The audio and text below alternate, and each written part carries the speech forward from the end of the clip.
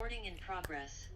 Om Ajnanatirandasya Gyananjana Shalakaya Chakshurunmilitam Yena Tasmai Sri Gurave Namaha Narayanam Namaskritya Naram Chaiva Narottamam Devim Saraswatim Vyasam Kato Jayam Udirayat Jayatam Suratau Pangor Mamamanda Matirgati Matsarvasva Padambo Jao Radha Madana Mohanao Hare Krishna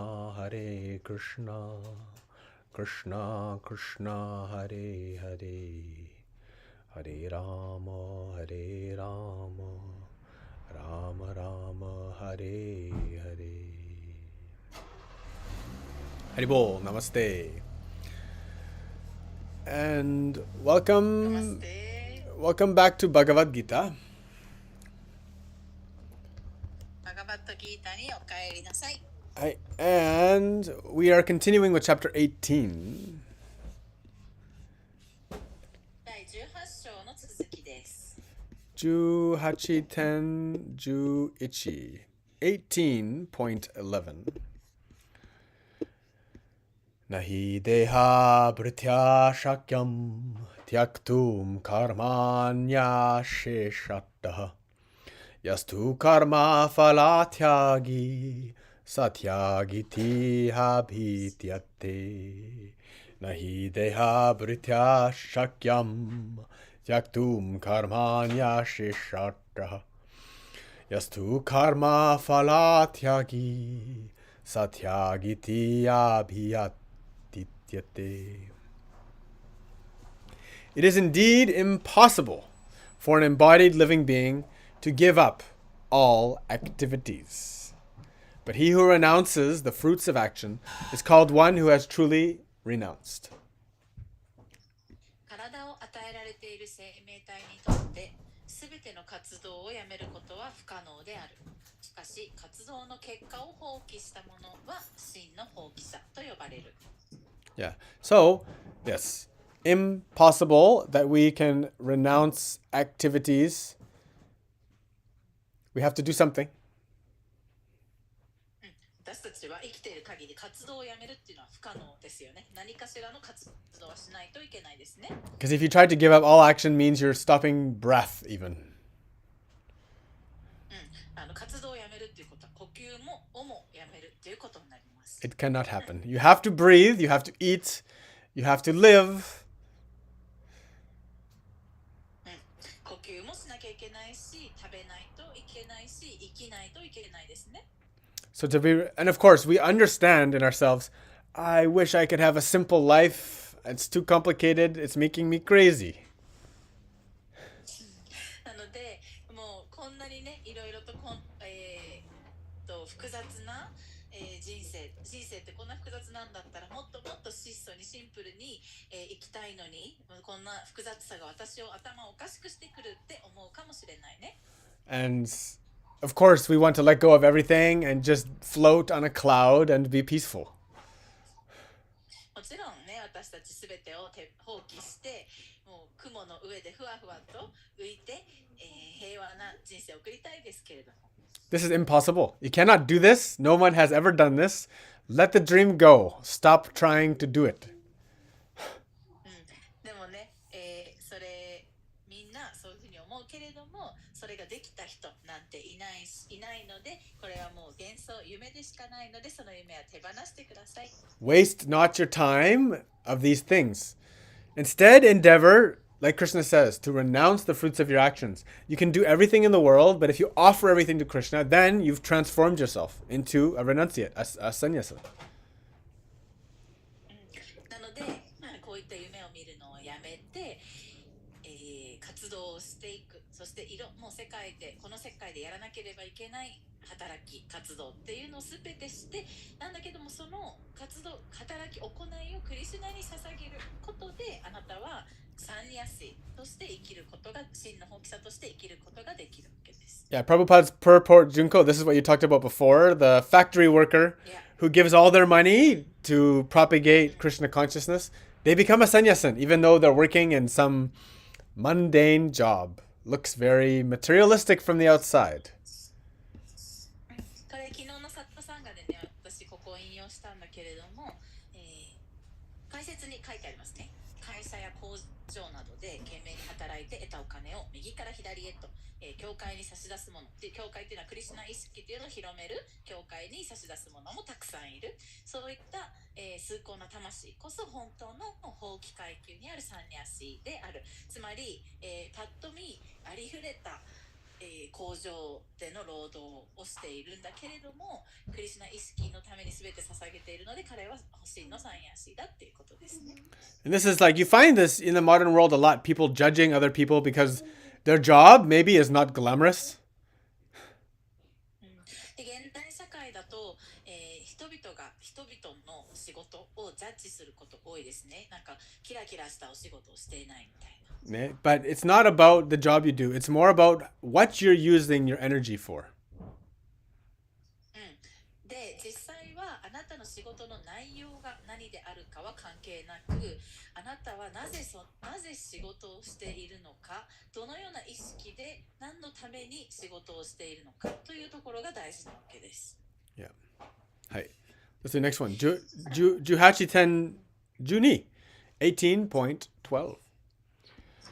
Anishtam Mishtam Mishram Cha Trividham Karmana Phalam Bhavatyattyaginam Pritya Natu Sanyasinam Kachit Anishtam Ishtam Mishram Cha Trividham Karmana Phalam Bhavatyaginam Pritya Natu Sanyasinam Kachit.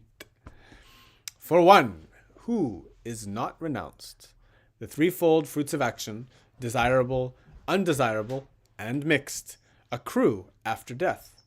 But those who are in the renounced order of life have no such result to suffer or enjoy. 放棄しないものには好ましいもの、好ましくないもの、両者の混ざったものという3要素の活動の結果が死後生じる。しかし、法規階級にあるものは苦しみや喜びを伴う結果はもたらされない。Yeah. So if you haven't properly offered everything to Krishna, you, like I said, something is glamorous, something is not glamorous. Something is good, something is bad. There's always a give and take between the plus and the minus of life, and you're trying to manipulate that. 正しくクリシュナに全てを捧げるっていうところまでいけてない状態だと、人生においてはね、何でもキラキラしたものとしてないものといいもの悪いもので、得るもの失うものっていうふうに人生は全てそういうふうに見えてきますね。So many people stress out about this. でね、こういう見方の中で苦しむ人とかストレスをいっぱい感じる人ってのはいっぱいいます。I think a lot of people, they would find their life would be more peaceful and more wholesome and great if you just simplified it. You don't need to have such a crazy, elaborate, glamorous position, or take something simple and something very straight and easy that you can offer with a full heart.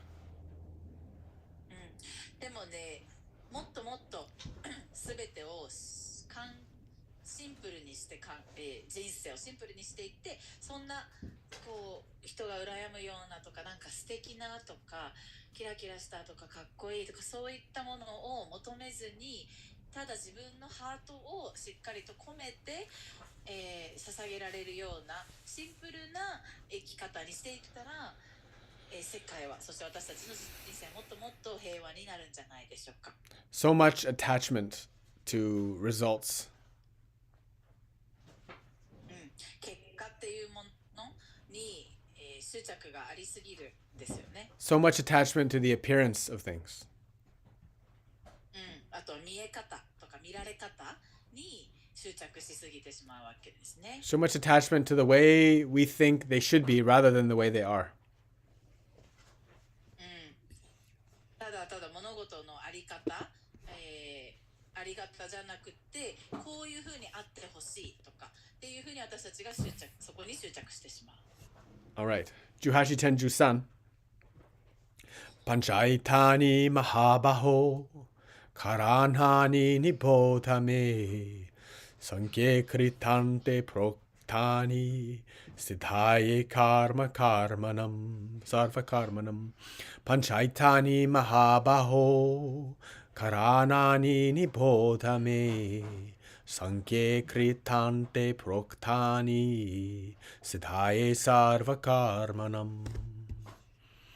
O mighty armed Arjuna, according to the Vedanta, there are 5 causes for the accomplishments of all action. Now learn these of me. 豪遊の師アルジュナよ。ベーダンタにはあらゆる活動の元となる5つの要因が示されている。私の語るその説明を聞くがよい。Yeah. So he's talking about the Vedanta. So he's going into the conclusion of the Vedas and all knowledge. There is 5 things that cause all of your things to happen. ここではベーダンタについて話し始めましたね。ベーダンタというのはすべての知識の終焉、終わり、結論っていう意味です。で、ここからすべての活動が、起こる要因の5つっていうのを話します。And Krishna God ultimately controls all of our action. 究極的には私たちの活動っていうのは全部クリシュナがコントロールしてます。And Prabhupada puts it really nicely. He says he is engaging, this is the third sentence. He is engaging everyone in certain activities by reminding him or her of their past actions. It's the third sentence of the purport. Third sentence of the purport. There's only 4 sentences. Oh, sorry, not third sentence. Second paragraph, third sentence. Shumime-sen. Second, yeah, okay. Okay. 思考主の魂。いや、サルベチャーラ。思考主の魂はすべてのものに過去の行動を思い出させ、特定の活動に就かせている。So this is why we're locked in karma, because everything we're doing is based on things that have happened. なので、私たちが今行っていることっていうのはすべて過去に行ったことや起きたことベースで起きているわけですよね。なのでカルマっていうものの中に私たちはもう、縛られているというかカルマの中で生きています。Actually, our whole identity is based on something that we've done in the past. Yes, 過去に私たちのもう自我意識っていうのは、アイデンティティね、私は誰かっていうのはすべて過去に起きたことや過去に自分たちが行ったことに基づいていますよね。私はこういう人だとかね。So everything we are is like it's not even in this moment.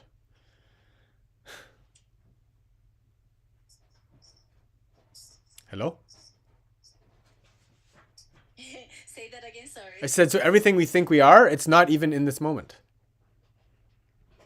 なので、自分とは誰か、っていう自分が自分に対して思う自分とは誰かっていう考え方は今ベースではなくて全て過去から来ているわけですね。So in this context, we have no self-knowledge.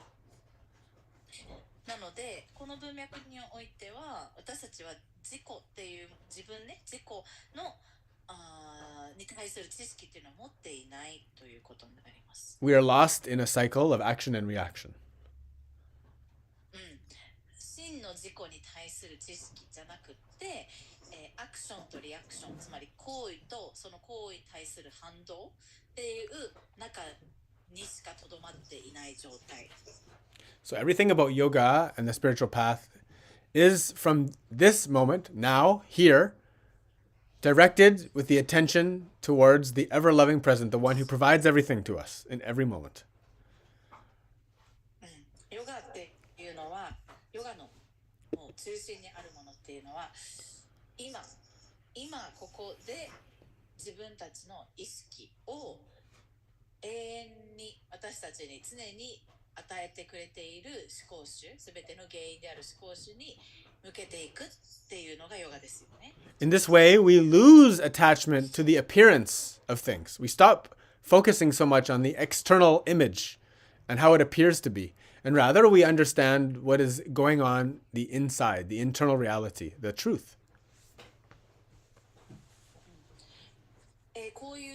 ここに意識を向けていくと、外側からどう見えるかっていうことに対する執着っていうのがなくなっていき、それよりも内側の真実っていうものがより大切に、そこに意識を向けるようになっていきます。Yes.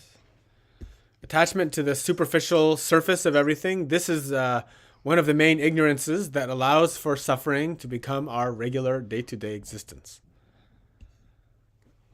外側からにどう見えているか、どう見られるかっていうところに執着をすることっていうのは、私たちの日々の中で起こってくるモヤモヤやストレスや、苦しみっていうのの原因になっていますね。Juhachiten. 表面的な部分にフォーカスしてしまうことが。Okay, yeah. Juhachiten Juyang. Krishna continues. Adishtanam tata karta karanam cha pritagvidam vividhascha pritakchishta daivam chaiva trapanchamam. Adishtanam tata karta karanam cha pritagvidam vivadascha pritakchishta daivam chaivatra panchamam. The place of action, the body, that's one. The performer, that's two. The various senses, that's three. The many different kinds of endeavor, that's four. And ultimately the supersoul, Paramatma, that's five. These are the 5 factors of action. 活動の場、かっこ体、1つ目。行為者、2つ目。さまざまな感覚、3つ目。あらゆる努力、4つ目。そして究極的には思考の魂、5つ目、パラマートマ。これが活動の5要素であります。Yeah. So ultimately, we're doing everything with our body, attached to the action itself as the performer. We're going through the senses, and we also are exploring all the different ways. But if we're not, the only way to be free, the only way for us to really achieve what we're looking for is to do everything from the will and the grace of the Supersoul. 私たちは何をするにもこの活動の場、つまり体のことですね。これが必要ですね。体を使って行いをしている。そして、行為者、これはここでは自分が行為者だと思い込んでしまっているんだけれども、そして、このいろいろな感覚っていうのを通していろいろ得たり発したりしてますね。で、そういうのを使っていろんな努力をしますね、活動の中で。なんだけれども、最終本当に私たちが、目指すところっていうのは、究極的には思考の魂のお恵みと思考の魂の意志、意図っていうのの場所からそことつながり活動するっていうところです。How attached we are. We think that the person who is glamorous, who is celebrity, who has lots of money, who has a very big job, who's doing crazy things, we think that they are advanced. But the true meditator, the one who's really, really can be doing a very, very simple, mundane job, something that you would probably hate to do, but they're always in meditation, and they're doing meditation every morning and every night, and they're directing all of their money towards devotional service. This person is way more advanced than the one who has a huge job, makes big money, and just wastes it playing and messing around. 私たちがどれだけ外側の見えるものに執着をしてしまうかっていうところなんだけれども、キラキラしたお仕事を持っていたり、大きなお仕事をされていて、で有名だったりとか、セレブだったりとか、大きな規模で活動されている人で、そういった人たちが進んだ魂だというふうにね見えてしまうかもしれないんだけれども、それだけのことができるっていう意味でけれども、もしかしたら、本当にもう誰もやりたくないようなお仕事についている人で、本当に質素に静かにお仕事をして誰も知らないような人で、黙々と思考主のことだけを思い、朝も晩も必ず瞑想し、すべての行為を神に捧げている人、この人が真の瞑想者であり、もっともっと進んだ魂なわけですよね。18 10 Shariravan manho piryat karma para bate nara nyayam vadiparitam va panchaite tasya hetavoha Shariravan manho piryat karma para bate nara nyayam vadiparitam va panchaite tasya hetavaha. Whatever right or wrong action a man performs by body, mind, or speech is caused by these 5 factors. 正しいものであれ、正しくないものであれ、体、心、言葉で人が行う行為にはこの5要因がある。Now, like Prabhupada says, right or wrong, it all has to do with what is spiritual duty, right? What is prescribed by the scriptures to do, please do. That which is condemned, don't do. ここでの正しい、正しくないっていうのの定義っていうのは経典で定められている指示なので、経典で、正しいとされているものはする、正しくないとされているものはしないっていうことですね。And when all 5 of these factors are lined up in harmony, then you have enlightened action. で、この5つの要因というものがすべて調和が取れた状態、経典に従って調和が取れている状態が enlightened action、enlightened action 目覚めた、神々しい行為となるわけですね。Enlightened action, yes, means with the understanding the hierarchy, right? In those 5 factors, God's super soul, Krishna, that's the one on top. That's the ultimate. And then everything flows from there, through the senses, through the body. クリスナが言っているのはこの正しい行い、つまり enlightened action、神々しい行いですね。目覚めている神とつながっている行いっていうのが一番トップにある、理想の頂点にある。でそこからすべて その行いというのはもうこの感覚器官だったりっていうのと体を通して活動としてそれが行われるっていうのが究極の正しさになります。So how did you translate enlightened action? I said 3 words, Yeah. like sacred, connected to the divine, and awakened, or like seeing the truth. And how do you say it? I would say 神々しい。神々しい would be like a divine. Kogoshi. All right. Divine. Action? 行い。Kogoshi okonai. Yeah. Okay. Kogoshi okonai. いつでもkogoshi okanai kudasai. 18 We wish. Yes, yes. Hare Krishna. Yes. Hare Krishna. 18-16 18.16 Tatraivam sati kartaram atmanam kevalam tuya pashyatya krita buddhitvan nasa pasyati durmati Taitravam sati kartaram atmanam kevalam tuya Pashyatya krita buddhitvan snasa pashyati durmati. Therefore, one who thinks himself the only doer, not considering the 5 factors, is not very intelligent and cannot see things as they are. 故に自分だけが行為者であると考え、5つの要素についてよく考えない者は明らかに知性が乏しく、物事をありのままに見ることができない人である。Yeah. Yes. So you should understand from where all action comes and how it moves through you.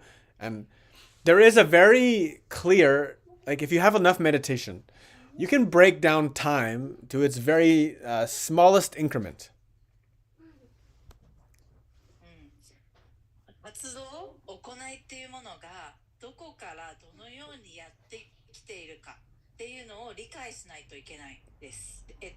どのように活動っていうのがどこからやってきて、あなたっていう体を通してその行いがされているかを、理解するために深く瞑想をしていくと、時間っていうものをすごく小さな単位に分割して見ていくことができるようになります。With enough meditation, you can understand that in one snap, there's 52 moments of mind. で、瞑想を深めると、パチッと一瞬の中に52個の瞬間がある。マインドが52段階を経ているっていうのが理解できるようになります。Yes. If this doesn't make sense to you, meditate more. これが意味わかんないっていう方はもっと瞑想を深めましょう。Time will get to such a point that you can understand how everything is cascading, and then you understand the source of all action. で、時間っていう時間っていうのを理解できるようになると、それぞれの瞬間で自分のマインドがどう動いて、どのように自分のそして体が動いてっていうのを深く理解していくと、すべての行為、行いっていうのがどこから来ているのか、どのように関係されて起きているのかが分かるようになります。Until you've understood this quality, you will not understand that God is doing everything. You still think you do something. で、この行いっていうものの性質を理解しない限り、神が全てを行っているっていう理解には到達できずに、あなたが全てをしているってまだ思い込んでしまいますね。As long as you think that you're doing something, then you can never be the doer. You can never be a sannyasin. You can never know renunciation. 自分が行いをしているって思っている限り、サンニャシになること、放棄をするっていうことはできません。18 17. Yasya nahang krito bhavo buddhir yasya na lipyate advapi sa imalokan nahanti na nibhadyate. Yasya nahang krito bhavo buddhir yasya na lipyate advapi sa imalokan nahanti na nibhadyate. This one's very good for Arjuna's position. One who is not motivated by false ego, whose intelligence is not entangled, though he kills men in the world, does not kill, nor is he bound by his actions. 誤った自我意識に刺激されることなく、知性が混乱していない人は、この世界で人を殺しても殺すことなく、自分の行為に縛られることもない。This is a very high principle. これはすごく高次な原理ですね。And this one also can be easily misunderstood. そしてこのシローカは簡単に誤解されてしまいますよね。Yeah, so some people can use this shloka and they can do bad things.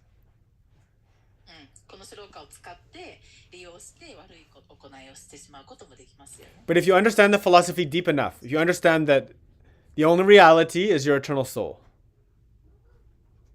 なんだけれども、この哲学というものを本当に深く理解できたら、つまり真の現実っていうのはあなたの魂にしかないと分かると。That you are part and parcel of God. っていうのは、あなたは神の一部であり、神を内包しているということを理解すると。And then what appears for us to be karma?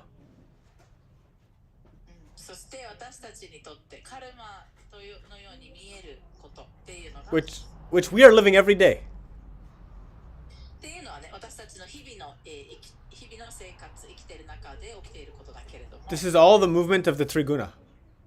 Do your homework. っていうのはすべてトリグナっていうものの動きによって、操作されていますが。Which means this is God's way to make everything work. というのは神のやり方で物事を動かしているわけですね。And then everything that happens, even the things that appear to be very bad, it's actually God doing it.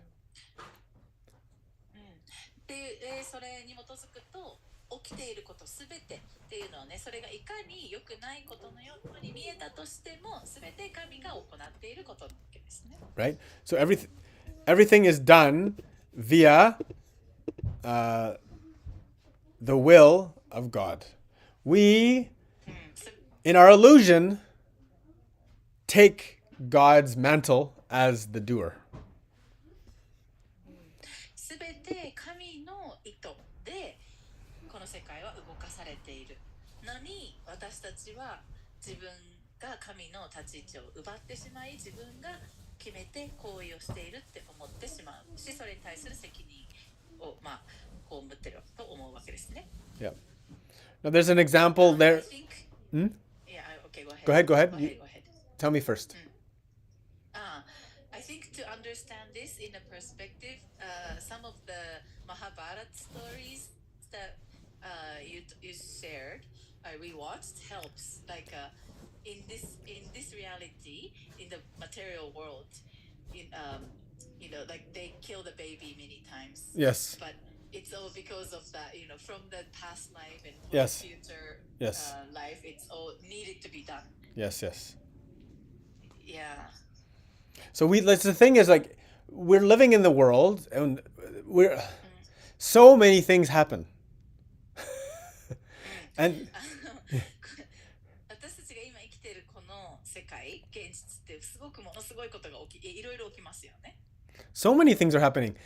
People are dying in war right now. Children are dying. People are crying. So many things happening in this moment. 戦争が起きて、人々は殺し合っていて、赤ちゃんも死んでいて、いろいろで人々は泣いていて、さまざまなことが起きていますね。People are being born in all sorts of situations and dying in all sorts of ways. さまざまな状況に人々は生まれ落ちて、さまざまな状況に死んでいっていますね。And in all of this, we think we can understand what is good and what is bad and what is happening. We can barely see our own reality. How can we understand the whole thing? 自分の生きているこの目の前の現実ですら何が正しくて、何が起きているかというその真の意味っていうのを理解できないのに、どのようにこの世界でなぜこういうことが起きているかっていうことまで全てを理解なんてできようか。Yeah. So, yeah, this is actually a very, very, very deep shloka. Yeah. すごくね、このシローカすごい深いもんですよね。And as long as we're attached and we're living in ignorance, we won't really be able to understand what Krishna is talking about here. 私たちがね、執着を持っていたり、無知の中で生きている限り、本当にここでクリシュナが意味していることっていうのは私たちには理解はできません。But just for now, understand that, like what Krishna said this at the very beginning, when you kill on the battlefield, it's not you killing, it's me. And I eat everything. And you're not really doing anything. You're not hurting anybody. The soul is unhurtable. Yeah. はい、始まりからクリシュナは言ってますよね。アルジュナに、あなたはね、この戦争の戦いの中で戦士として親族を殺さなきゃいけないけれども、あなたは殺したとしても、あなたが殺してるんじゃなくて実際は私が殺しているんですよと。あなたは相手を殺していると思うかもしれないけど、実際は魂というのは傷つけられることは一切ないんですよっていうふうにクリスナは言ってますよね。18:18 Jnanam gneyam parignata trividha karma chodana Karanam karma kartati trividha karma sangraha Jnanam jnayam parignata trividha karma chodana Karanam karma kartati trividha karma sangraha. Knowledge, the object of knowledge, and the knower are the three factors that motivate action. The senses, the work, and the doer are the three constituents of action. 知識の対象物、知るものが行動の原動力となる3つの要因であり、感覚、行為、行為者が行為を構成する3つの要素である。Knowledge, the object of knowledge, and the knower. This is language. This is very samadhi language. Miru mono, mireru no mono, ne? この知識の対象物、このって言ってることは、サマディ的な、言語になりますね。見るもの、見られるもの。Yes, and so those are the things. That's where action comes from, right?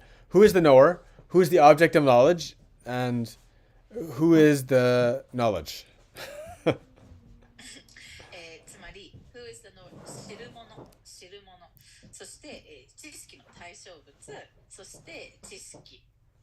ここが、行動の原動となっている。This also goes back to the field, the knower of the field, right? あとはこのフィールド活動の場、これを知っているもの。That was という話、前もしましたよね。That was chapter 15. What was that one again? 活動の場、Kshetra Yogna. That's 13, chapter 13. 13章です。Yeah. Hi. Is it? Okay. Yes.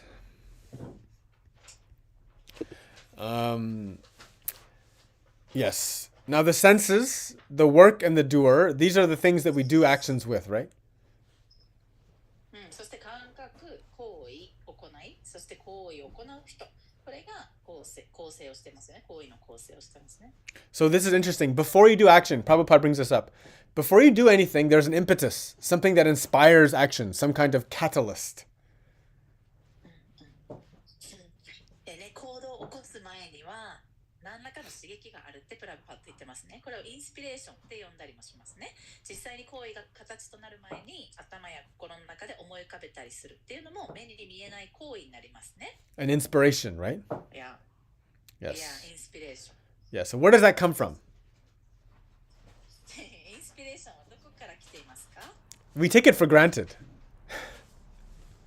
なんか当たり前のことだと思ってますけれども。Do you ever just sit and think about like where does the inspiration for this action come from? Where does it we just say, "Oh yeah, I just do." We just do. このね、行為を行う原動力となるインスピレーション、これどっから来てるって考えますか？なんかまあそれについて深く考えなければ、いやいやまあただただね起きて、ただただインスピレーション起きてまあやってるんだって思うかもしれないけど。And then think about it. If you try to do something without inspiration, it's impossible to do. You just can't do it. でもこのインスピレーションっていうものがなしに行為をしようとすると不可能なわけです。何も起きません。It's very difficult. 難しいですよね。This is why people need to get paid to work, or they need some carrot in front of them to walk forward. だから、私たちは働くために給料っていうもの、謝礼だったり給料が必要、まあ、原動力となるものがこれが得られるから仕事をするんだっていうね、インスピレーションが必要なわけですよね。But we can understand that inspiration, this is the gunas, this is God working through the gunas into us. This is God touching us, saying, "Hey, ding, do something." なので、でも実際インスピレーションっていうのは神が、グナっていうものを操り私たちに与えてくれているものです。ピーンとインスピレーションを神が与えてこれをやるんですよっていう感じですね。Yeah. Yeah. And then, like Prabhupada says here also, he says, when that inspiration comes from the guru, comes from the teachings, comes from the shastra, then you're starting to work more in the spiritual path. で、プラブパータも言ってるけれども、その行為のインスピレーションというのは、経典、シャストラから来ることもあるし、グル、先生から、与えられる時もありますね。こういうものをベースにインスピレーションを受けて行為をすると、よりスピリチュアルな道を歩んでいくことができるわけです。So when the inspiration makes contact with you, the worker, then something happens. インスピレーションっていうのと行為者っていうものが、合わさる、コンタクトするんですね。交流することで活動、行為っていうのが起きるわけですね。And then the senses, they allow for you to do the thing that needs to be done. で、感覚っていうのは、あなたがその行為を行うために必要なものですね。So please, and then of course the mind is calculating and adjusting.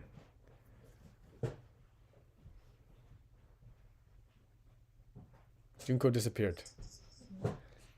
I said the mind is calculating and adjusting. Sorry, mind is calculating and adjusting.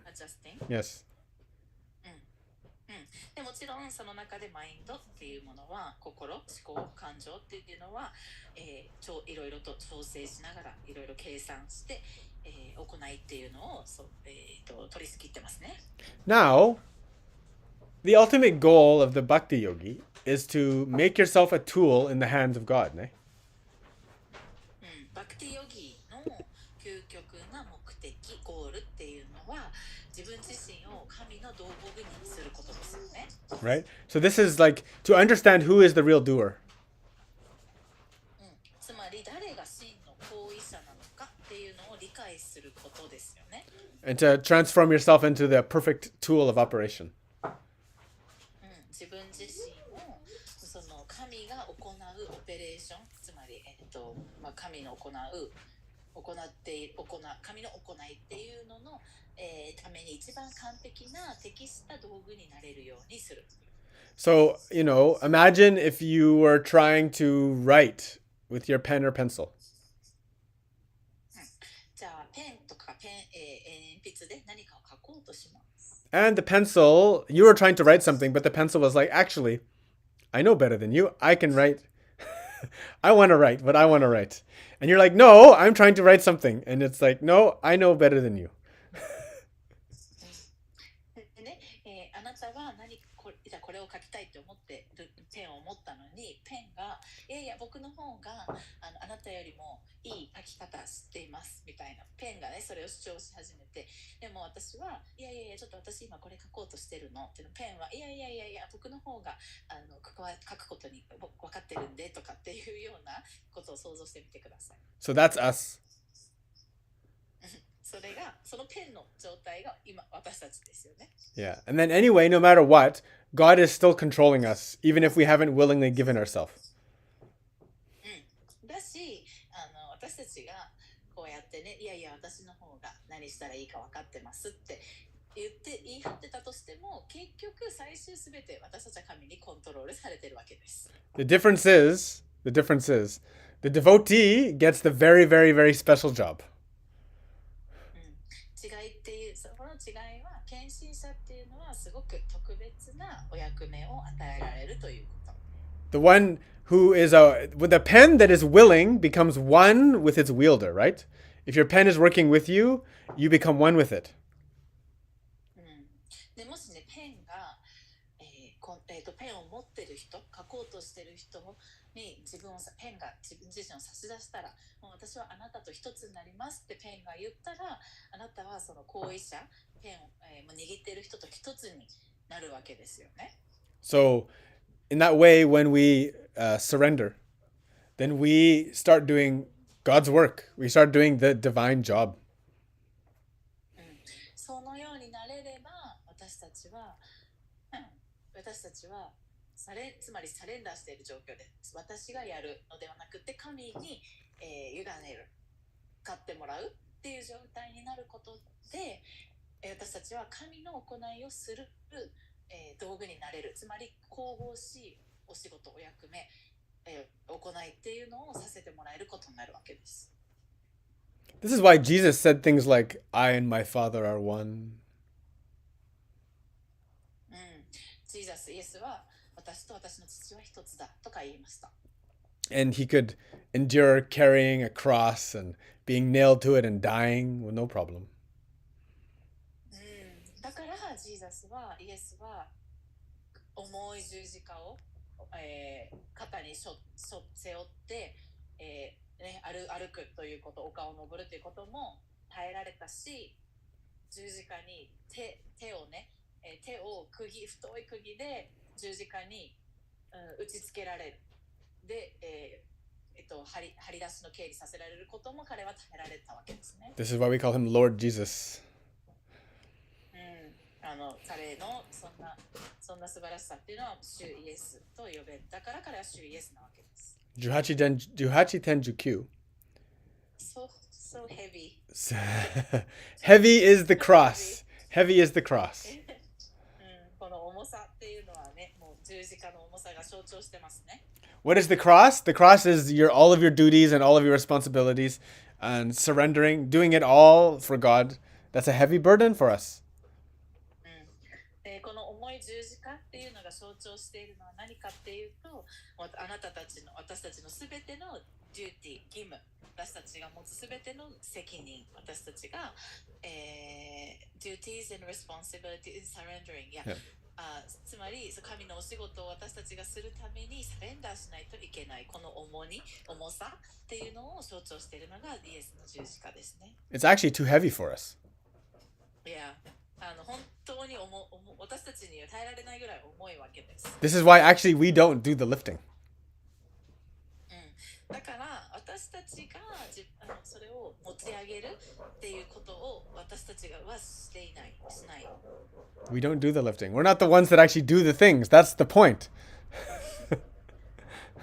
私たちがそれを、しているっていうわけでもない。私たちがやってると思うと、私たちにはできないことだから。When you think you have to do that big job, of course, you can't do it. It's impossible. あなたがその役割を果たさなきゃいけないしないといけない、遂行しないといけないって思うと、もう無理ですよね、重すぎて。You haven't surrendered to God enough. Surrender more. なので、もっと神に委ねてください。サレンダーしてください。18:10, yes, surrender more and more and keep surrendering. 常にサレンダーし続けてください。18:10 19. Yanam karma chakartacha tridaiva guna bedata prochate guna sankyane yatavachtrinu tanyapi Gyanam karma chakartacha Tridaiva guna bedata Prochate guna sankyane Yatavachtrinu tanyapi. According to the three different modes of material nature, there are three kinds of knowledge: action and performer of action. Now hear of them from me. 物質自然の三様式に沿った3種類の知識、行為者がある。私の語るその説明に耳を傾けよ。Yep. This is Triguna, which is, I think, chapter 14. Yes, Gunatraya. Yes. Gunatraya Vibhaga Yoga, which is chapter 14. And then we talked a lot about how the three gunas affect our devotion and our faith and everything. どのように鳥グナ3つの三様式っていうのが私たちの献身っていうのに影響しているかっていうのを学びましたね。Yeah, and then the different kinds of worship, these kind of things we talked a lot about. でね、その崇拝の、グナによって分けられるカテゴリーだったり、いろいろな種類の崇拝っていうのを学びましたね。So now we're going to talk about knowledge, workers, and work on these gunas.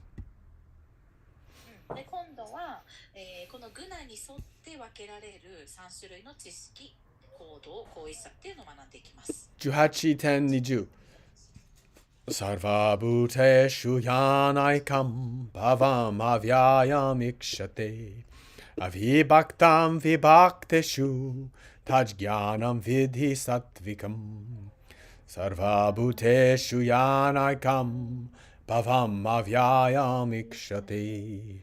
Avibhaktam vibhakteshu tajjnanam vidhi sattvikam. That knowledge by which one undivided spiritual nature is seen in all living entities. Though they are divided into innumerable forms, you should understand to be in the mode of goodness. 無数の姿に分かれた生命体の中に分けることのできない精神的本質を見出す知識は徳の様式であると知りなさい。I'm sorry for the loud construction here. No problem. 後ろでね、工事のドリルがうるさくてごめんなさい。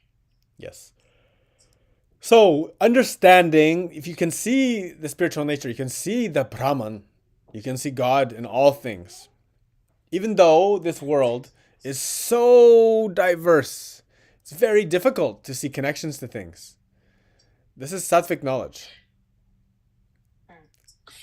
この世界は本当に様々な多様性があるし、すべてがつながっているんだっていうことを、理解しづらいんだけれども、そのいかなる生命体の中にもブラフマンがある、宿っているすべてはつながっているという、分けることができないという本質を理解するのはサトビックな知識だという、徳の知識だということです。Yes. Like, you can walk around India, Junko, see all the crazy different things. And you can say, this is all India.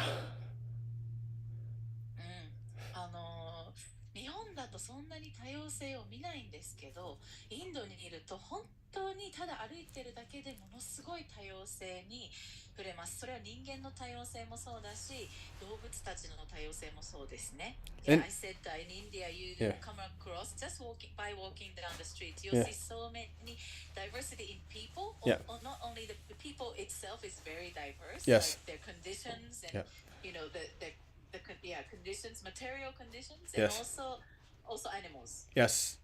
And then even more expanded, go to every country and see all the people and all the conditions and all the cultures and everything, and understand that that's all human. そしてもっともっと世界を広げていくと、例えばすべてのいろいろな国に行って、もういろんな人種、いろんな習慣、いろんなもう状況です。人間の置かれている状況、そういうのをすべて見た上でもそれが全部人間だ、私たちは一つだっていうのを理解すること。And then see all the life everywhere, the plant life, the earth itself, and think about the planets, innumerable, and understand that this is all one nature. Amazing. 人間っていうところから、広げていくと、今度は動物だったり植物だったり大地、地球、そして惑星、さまざまな惑星、さまざまな宇宙っていうところまで広げていく。これがすべて一つのネイチャー、自然だということを理解すること。Yeah, and that's basically Krishna's body. そしてそれはクリシュナのお体だということ。And then the essence of all of that is unaffected, imperishable, is infinity. そしてその本質っていうのは消えることのない無限であるということ。Yeah. To have this kind of understanding, this is mode of goodness. This is very nice understanding. こういったことを理解するっていうことは、徳の良い、様式だっていうことですね。サトビックであるということ。Even though everything is changing, すべてはね、変化しているけれども。People are dying so much, everything is coming and going all the time. 人々は常に死んでいるし、すべては常に行ったり来たり、来ては去りしているけれども。Even though we draw distinctions and we define everything as different and separate. 私たちはね、これとこれは違う、これとこれは別、というふうに分けて考えるけれども。And in fact, for us to live in this world, we kind of need to have that separation of understanding. Otherwise, we hurt ourselves very easily. だしね、今この現実世界で生きるためには、分けて考えなければすすごく生きるのが難しいですよね。傷ついてしまいますよね。Right? Like if you just treated the fire like a bath, the same, you're dead. If you treated The fire like a bath, the same, you're dead. 焚き火をお風呂として、焚き火は焚き火でお風呂はお風呂のはずなのに、焚き火をお風呂だと、と捉えてそこに入ってしまったらあなたは死んじゃいますね。Right? So at the same time, we see the differences in everything, but understanding how everything is one, this is such a perfected or purified, not perfected, but purified mode to be in. It's very, very auspicious for us to shoot for this. なので、すべてのものの違いっていうのは認識した上で、炎は炎であり、お風呂はお風呂であるという違いは認識した上で、なんだけれども、すべて一つであるっていうことを認識するっていうのは、完全な状態ではないけれども純粋な状態、私たちにとってすごく、良き状態、吉祥な状態であるということ。It's like seeing everything made of five pancha Mahabhuta. Mahabhutas. Yes. Like in the fire there's water, and in Yes, the yes. water there's Yes, yes, yes. fire. Yeah, like you see, yeah, everything. Just the composition of all. Yes, yes. すべての中に五大元素を見るっていうふうに捉えたら、火の中にも水を見れるし、すべてはその五大元素の集まりで、その、構成要素が違うだけって思ったら、すべてこのネイチャー、この自然の、神の作ったもののでできている一つだっていうふうに見れるっていうことですよね。And then Prabhupada, he calls this impersonal knowledge. Like this knowledge of Brahman, it is impersonal knowledge, but it's an important aspect of self-realization. It's necessary. OK。で、プラブパッタはこの認識すべては一つであるっていう認識は、インパーソナル、つまり非人格主義的な知識ですと言っているけれども、でもつまりね、これはバクティで、考えているその人格主義とはまた違う捉え方、認識の世界の認識の仕方だけれども、でもこの全てはブラフマンだってという、認識をすることっていうのは、このスピリチュアルな知識を得ていく上で、とても重要な認識だと言っています。つまりそのような非人格的な知識もある角度から捉えた自己の悟りである。Yeah. 18:10-21. Very good. Very good. Very good. 18:10-21. Yeah. Pritakttvena tu yajnanam nana bhavan pritagvidan veti sarveshu bhuteshu tajjnanam vidhi rajasam. Again. Pritakttvena tu yajnanam nana bhavan pritagvidan veti sarveshu bhuteshu tajjnanam vidhi rajasam. That knowledge by which one sees that in every different body there is a different type of living entity, you should understand to be in the mode of passion. This is rajas. さまざまな体の中にさまざまな生命体が入っていると教える知識は劇場の様式のものと知りなさい。ラジャスの様式。Yeah, so in this way, this one's beautiful, this one's ugly, this one can help me, this one cannot, this one, etc., etc. Where it's all about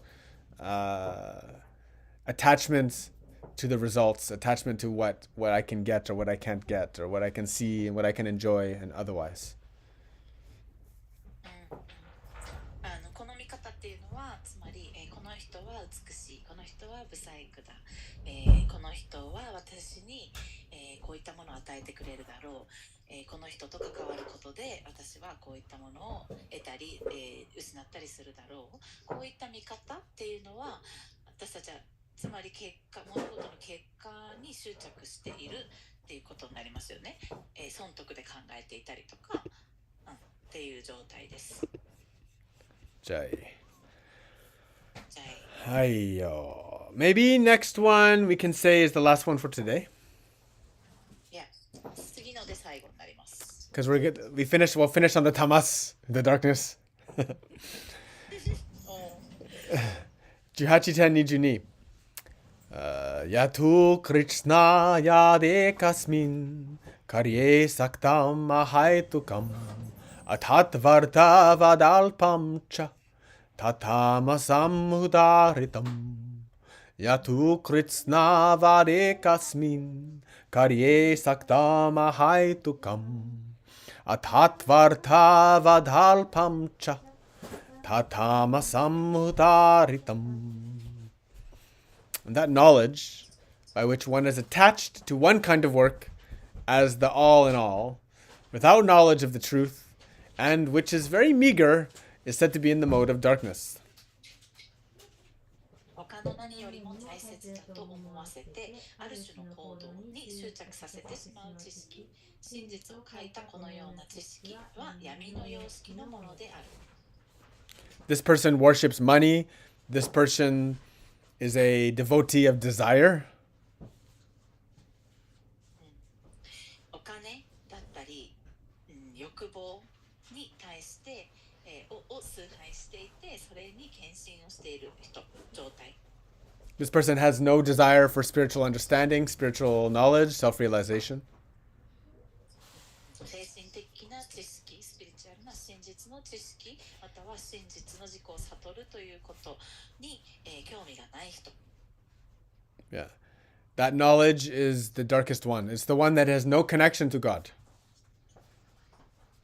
そういった状態、知識っていうのは一番ね、闇の様式である、タマスの様式であり、神とは一切つながっていないということですね。You know, we should understand that all of us, we do operate from action.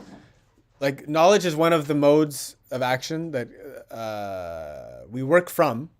And sometimes we're working from sattvic conditions, sometimes we're working from rajasic conditions, sometimes we're working with tamasic condition. いや、で、私たちはね、知識っていうのは一つの行動の原動力になってますよね。こうだと知っているから、こう思うからこうする。で、私たちは常にサトビックな状態もラジャスな状態もタマスな状態も全ての原動力をもとに私たちは普段全部使ってというか全部の様式の中で行動しているってことを理解しましょう。And if your only desire, like Prabhupada says, if the only thing you're working for is to keep your body comfortable, this is tamasic.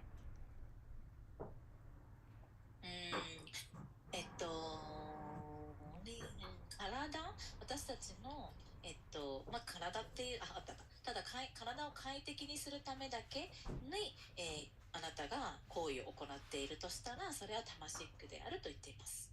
Yes. Yeah.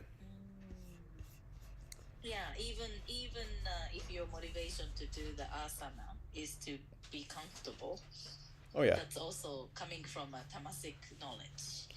Yeah. Yeah, there's tapas. You need the tapas. Always tapas must be there. 常にね、タパスっていうのが絶対に必要である。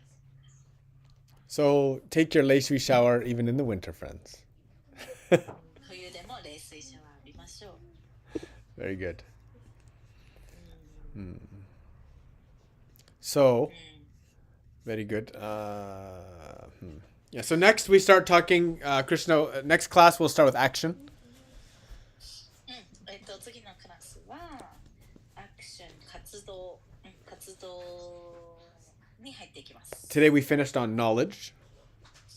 今日は知識の3様式で終わりましたね。Yeah, it's very good. Does anybody have any questions for today? 質問ありますか? Yeah, it's been very good. Krishna is going very systematically through everything.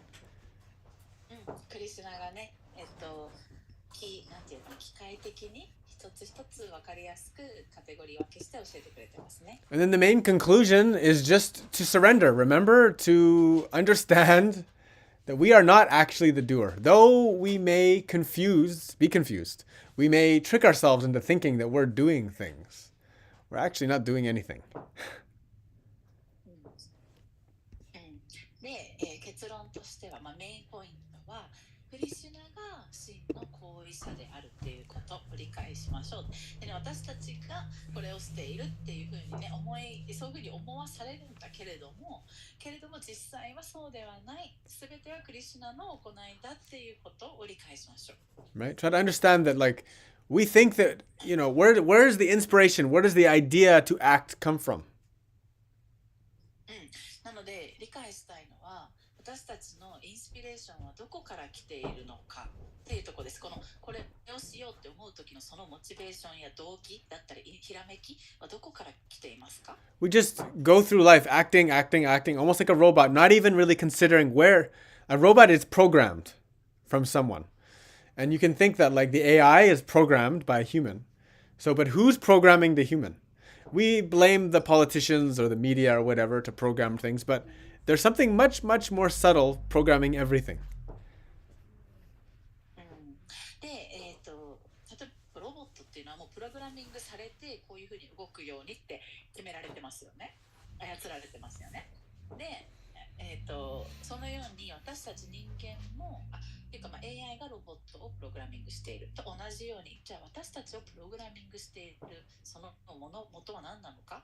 で、人によってはなんかメディアとか政府とか、国とか教育とかが私たちをプログラミング、こういうふうに考えなさい、こういうふうに動きなさいっていうふうにしているように感じるけれども、もっともっと、深く微細な部分で、起きているプログラミングっていうのが私たちを操作しているものがあります。それに意識を向けていくこと。We should identify, discover, and commune with that subtle consciousness, that true, absolute, supreme truth that is behind everything, that is doing everything. なので私たちは私たちはこういう存在である、ね、っていうのを何をベースにするかっていうこと、でそのベースにする元を目指すのはその一番微細なところにある真実を、真実の絶対的存在っていうのをベースに自分自身をそこにアイデンティティを見つけるっていうことを目指す必要があります。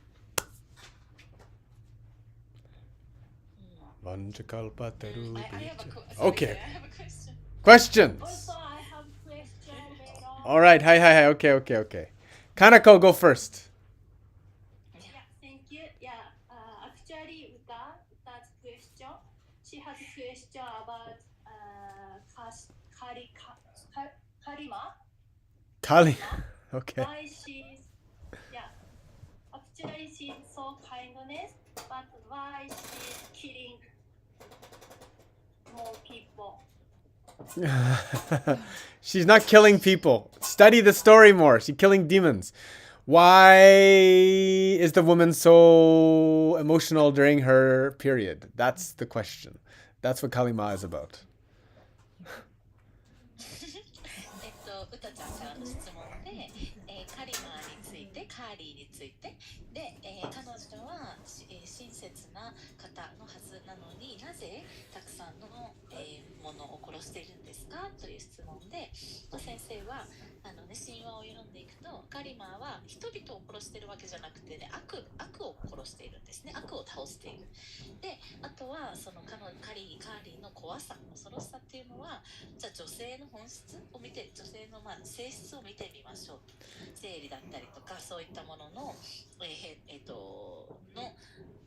周期によって女性はなぜこんなにも、感情が湧いてくるのかとか、そういったものの女性の性質っていうのを見てみると、それがカリマで表されているのが分かりますよということです。Kalima is like the dark side of the moon. Kalima is like the dark side of nature. カリマはその月っていうものの、月はね、満月から新月へと明るい時から闇へと行きますよね。その闇の部分を象徴しているのがカリマであり、つまりそれは女性のそういった部分もそうだし、もう世の中というか世界、自然、性質っていう物事の性質の闇の部分を象徴しているのがカリマです。Yeah. Understanding the harshness of nature is understanding that. See, that's even what Krishna was talking about today, about understanding what is good and bad. These are things that only the ignorant one really can see, because in reality, there is no really good and bad, right?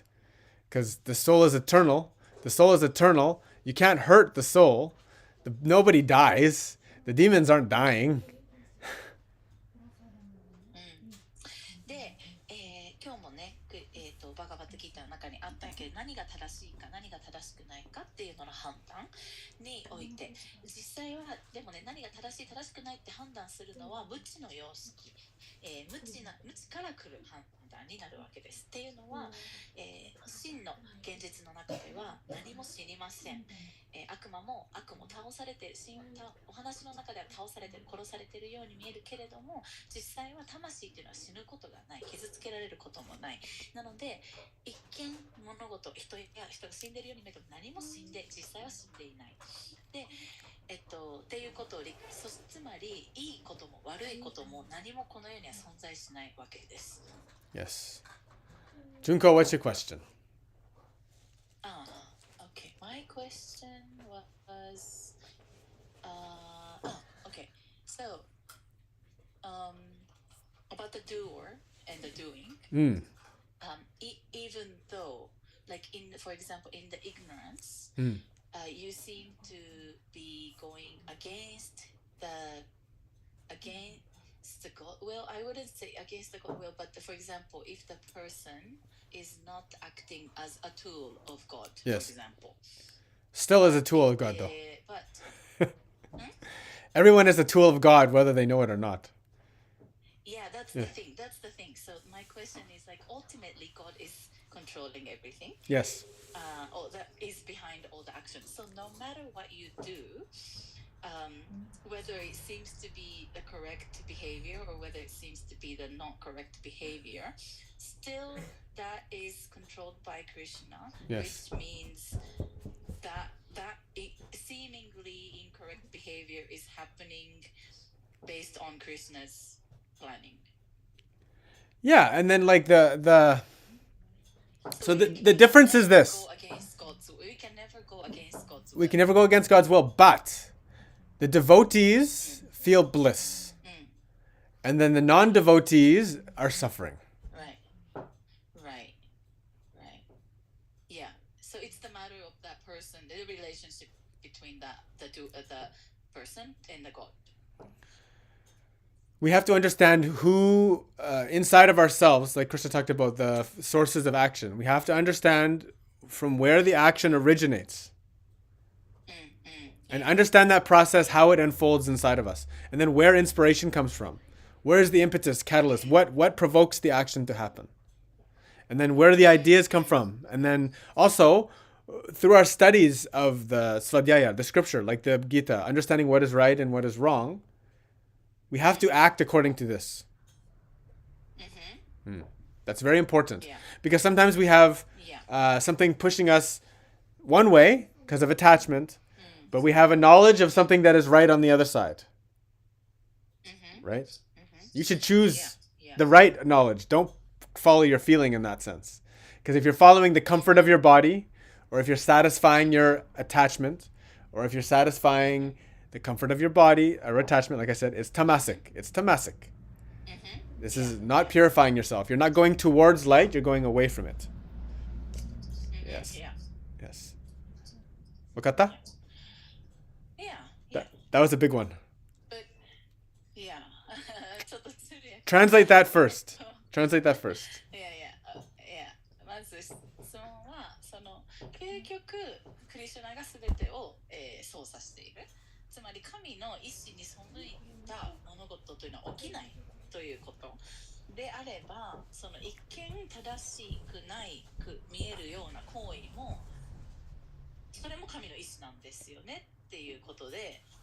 もちろんそうである。そして例えばね、神様の道具として自分が動けてないって思ったとしても、実際は神様の道具として動いてるわけですよ。てか私たちは神様によってしか何も動いていないから、私が神の道具として動けてると思っていようが、神の道具として動けてないと思っていようが、実際は神の道具として動いてるんだけれども、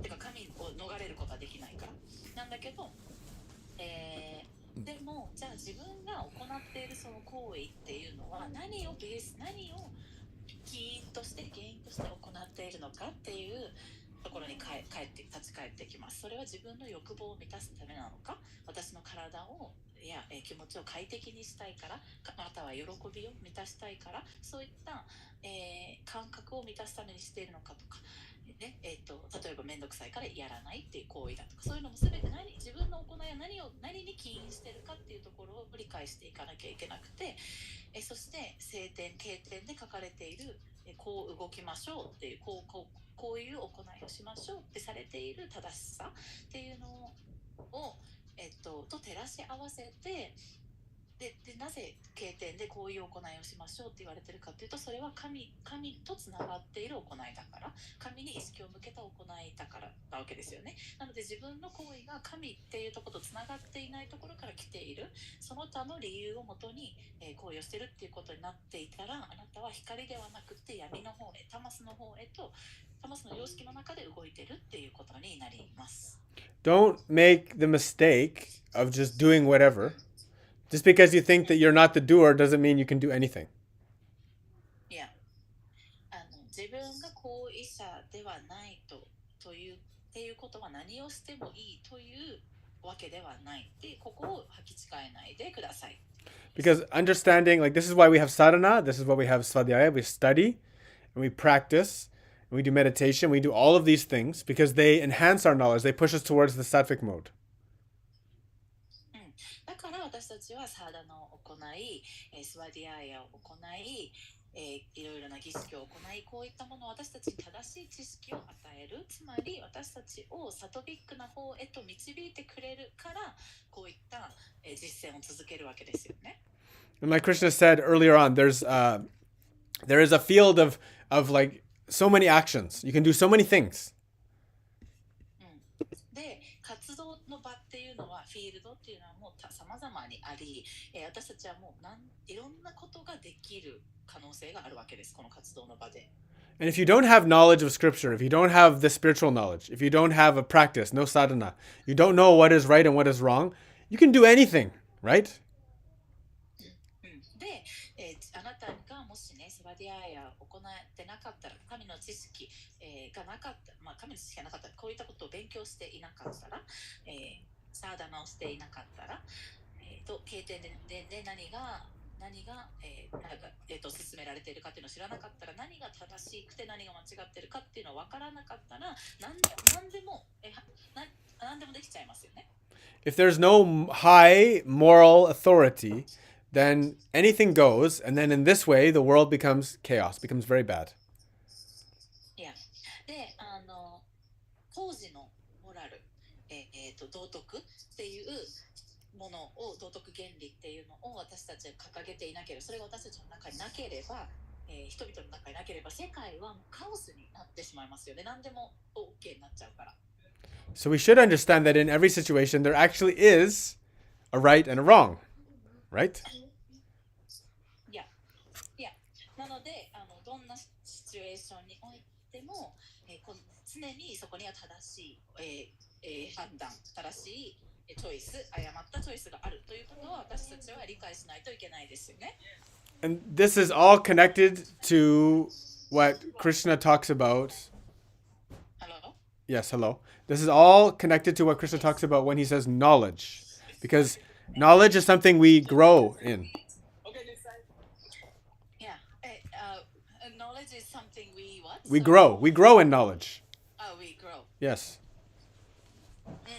で、クリスチュナが知識と言ったときに、私たちは、知識っていうのは私たちの中で育っていくものです。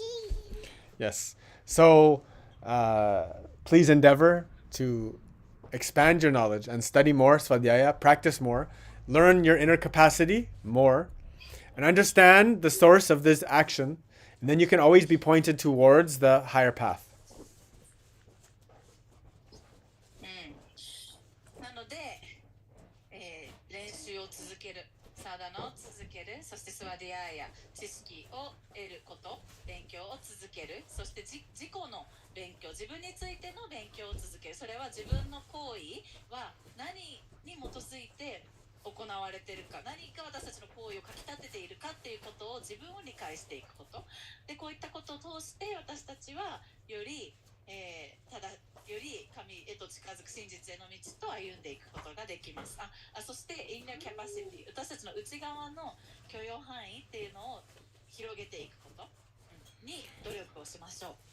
Because if God's body, if God's nature is Satchitananda, is knowledge, truth, and bliss, then that knowledge that we learn, if we don't listen to that, then we're ignoring.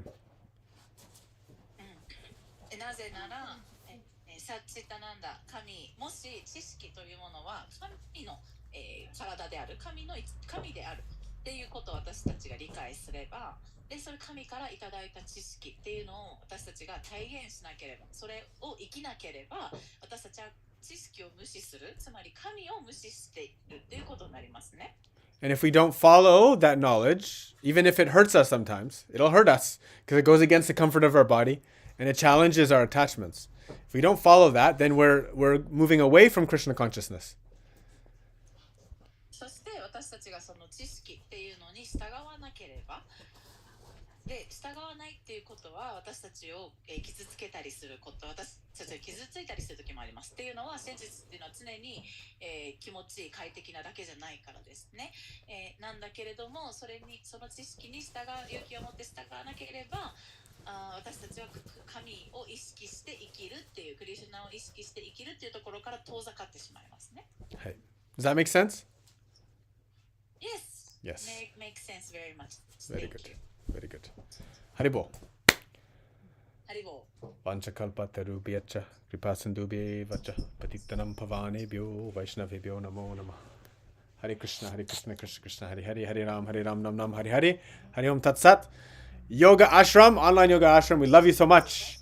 It's Kanako, it's Moena, it's Kaori, Hazuki, Hitomi, Ryosekido Megumi, Junko for translating, thank you, and Junkos everywhere. Misato, Takashi, Moe, and Mariama Keiko, Jaibol, Haribol. We love you very much. Subscribe and join